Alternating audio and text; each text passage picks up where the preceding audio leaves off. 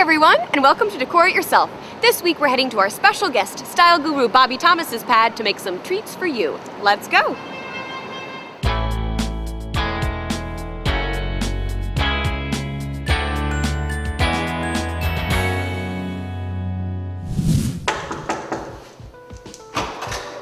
Hey, so excited! Hi, come on in.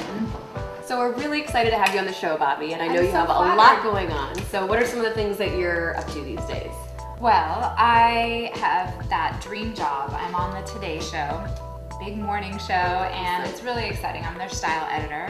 I write a column called The Buzz. It's an In Touch Weekly, and I write online for Bing.com and shopping and TodayShow.com and a bunch of stuff. But honestly, at the end of the day, my favorite thing is to make stuff. I love being resourceful. I'm kind of annoyed that the term recessionista is cool today because you should always be thinking outside of the box and reimagining and restyling everything. Yeah, it's not just a trend, it should be a way of life. Yeah. Okay, soap is so easy, I promise. All you need is glycerin.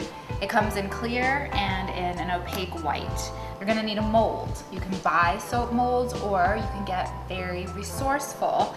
I actually cleaned out a Swiffer container because this is going to be great to make a loaf of soap similar to this, but reworked. We took some old food containers, a microwave-friendly cup so you can melt your glycerin down. You'll need a knife and a cutting board to work in the station, and some options to personalize your soap. Fragrances in the essential oil category, food coloring, you can go organic and use berries, raspberries, blackberries, etc. Any trinkets or tchotchkes you find around the house can float almost inside. They'll be frozen in the block, or coffee beans. I really love coffee beans. This is a fun addition to your soap bar. We can cut some images out of a magazine and lay them inside the soap. So really let your imagination run wild. So if it was a gift, you could really personalize it. You can personalize it. Okay, so you start with your block of soap, and we're going to need to cut cubes, I would say size of bazooka chewing gum. So you're just gonna pop the cubes in the microwave so you can melt the glycerin down. I'm hitting the easy on button, which is a minute, but I'm gonna watch. It's already starting to melt. It's good to kind of mix it up. Okay, so here we are. We're ready to go. This almost looks like I'm cooking, Mom. You'll want to pour a thin layer into the mold, and this will be our first layer. Okay. Now, next, we have to let this cool. It's gonna set while we start working on the next layer. Okay, so we're gonna melt the next set of cubes, and we're gonna wait until it's halfway melted and then add the color. Okay. Like, it makes it a little easier to add the color when the soap is already starting to melt down and be a little warm. How's this looking?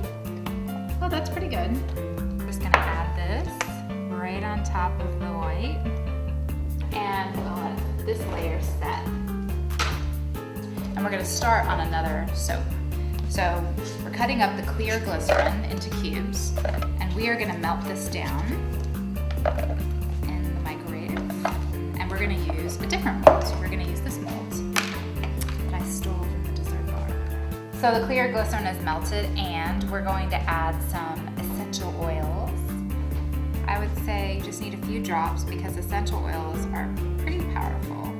So you'll stir that up, and we'll pour it into the mold slow and steady to try to avoid bubbles, because if you pour it in fast, you'll collect a lot of air bubbles. This is going to be special soap. This is going to be the booty bar, because we're adding the coffee beans, which will rest on the top. You'll notice that these are floating. They're really lightweight, and this will almost be an exfoliant. But what's great about coffee beans is that caffeine is the ingredient in most cellulite cream, scrubs, etc. So who knows if it works? I'm not a doctor or a scientist, but we do the best we can. Yeah. we could try. Yeah. So I'm cutting up cubes for another layer of our opaque soap. What if we use the excess of the clear? So now that our third layer has hardened, we are going to add the 4th. You want to add some yellows.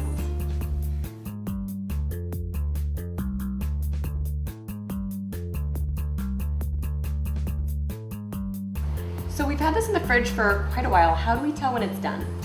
I like to feel the bottom center because this is usually the warmest. It retains the heat the longest. So if it feels pretty solid right there in the middle, it's pretty good. Otherwise, you'll feel that it's more solid around the edges first. Okay.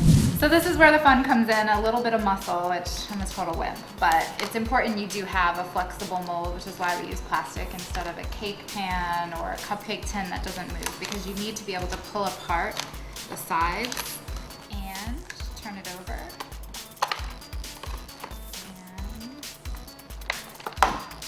And yay! what will happen now is you will cut it into neat slices.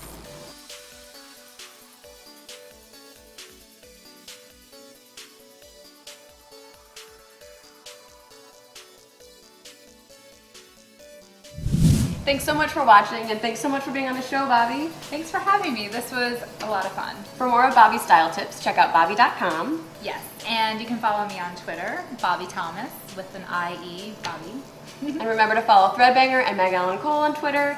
Leave us a comment, and as always, remember, Your nest definitely needs you.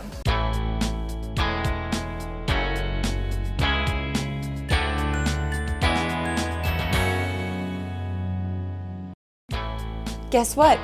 We're back. Tune in every Wednesday for a new Decor It Yourself right here on ThreadBanger.